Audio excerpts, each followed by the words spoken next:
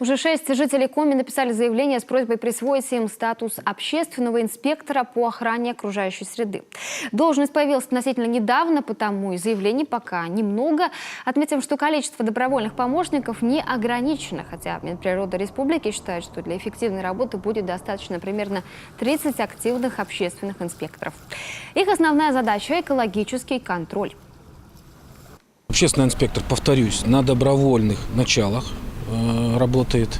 И значит, основное его – это зафиксировать правонарушения и обеспечить значит, сохранность вещественных доказательств, в том числе с применением фото-видеофиксации, в том числе с составлением соответствующего акта о правонарушении.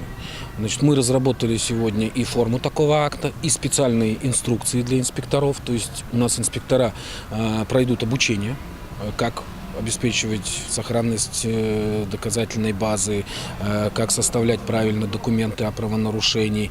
И после этого общественный инспектор передает в Управление государственного надзора материалы, уже меры, конкретные меры и административное расследование проводятся уже государственным инспектором.